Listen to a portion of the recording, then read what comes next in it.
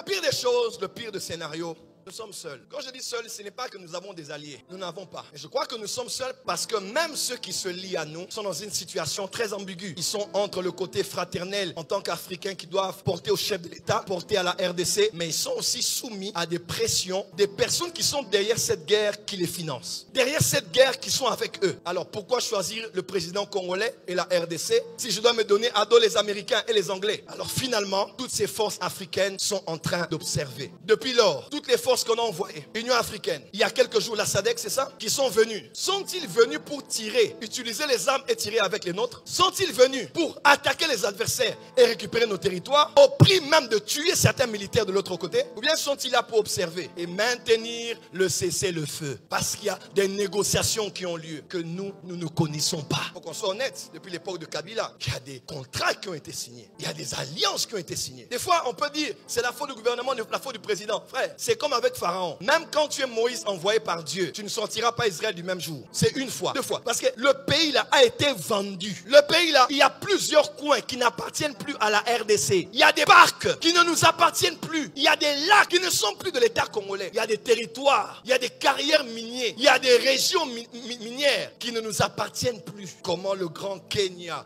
que nous avons aimé, avec qui on pensait mettre fin au visa, peut recevoir dans son sein, au nom de la démocratie, un des nôtres qui part et s'allie à la rébellion. Et nous trouvons ça normal. Il y aura une petite sortie médiatique en une soirée de notre ministre et après on va oublier. On ne va plus jamais oublier. Ne ferez pas la politique, je ne vais plus me taire. Quand j'ai voulu prêcher ce message, quelques personnes m'ont dit, Daddy, ne parle pas. J'ai dit, vous racontez quoi? À quoi sert-il de vivre dans un tel contexte? Ça sert à quoi? Que je me marie, je viens à Paris, je vis ma vie, mais je n'aurai pas la paix? Mon sang est attaché à mes ancêtres ici. Il y a des hommes qui sont morts dans ce pays. Il y a mon père qui a travaillé ici. Mes aïeux qui ont travaillé ici. Je ne peux pas accepter ce qui se passe. Non, et non, et non. Et le Kenya, qui était là d'ailleurs avec le président Kenyatta, il est allé à l'Est, il est venu ici, il a parlé au président, et en même temps tu acceptes un rebelle et le groupe de M23 de venir faire réunion chez toi. Qu'est-ce qui ne va pas avec la RDC? Qu'est-ce qui ne va pas avec nous? Et la question même, c'est d'aller plus loin, pasteur Faisan. À qui profitera la paix à l'Est? Seulement à nous. Soyons honnêtes. La paix à l'Est ne profitera qu'à nous. Mais à beaucoup d'autres nations, ça ne profitera pas du tout. En commençant par les voisins, par certains Africains et par les grandes puissances. En d'autres termes, ils n'ont aucun intérêt à nous laisser dans la paix. Un des parlementaires de l'Union européenne parlait récemment, ça fait 1 ou 2 années, il a frappé le poing sur la table, il a dit pourquoi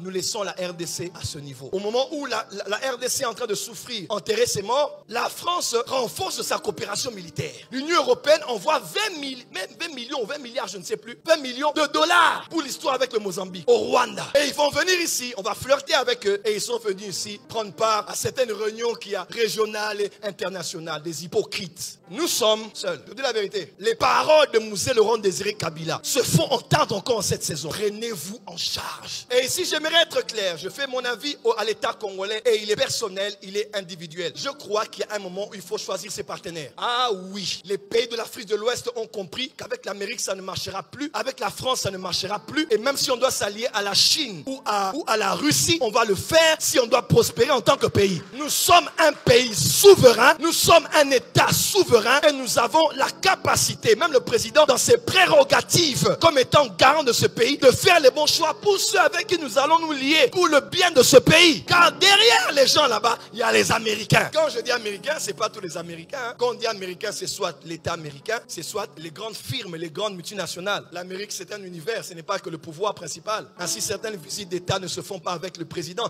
mais se font avec des parlementaires, des groupes parlementaires, des entreprises. Voilà pourquoi je crois, et j'aimerais le dire ouvertement, j'ai beaucoup aimé le concept de l'union sacrée. C'est un concept ordinaire, n'est-ce pas? Ça a été depuis Mobutu, depuis Kabila. Bref, la majorité présidentielle converge les énergies vers un objectif principal d'un leader principal, n'est-ce pas? Les énergies sont différentes plateformes politiques, partis politiques. Je crois vraiment en ces choses normalement. Mais est-ce que l'union sacrée est la solution pour le Congo? Je crois qu'il faut une union sacrée des intelligences congolaises. Il faut une union sacrée des forces congolaises. Je reviens sur ce que j'ai dit récemment. Il faut une réunion dans ce pays où on va réunir ceux qui sont en présentiel ou ceux qui sont de la diaspora, qu'on réunisse toutes ces intelligences pour voir qu'est-ce qu'on peut faire.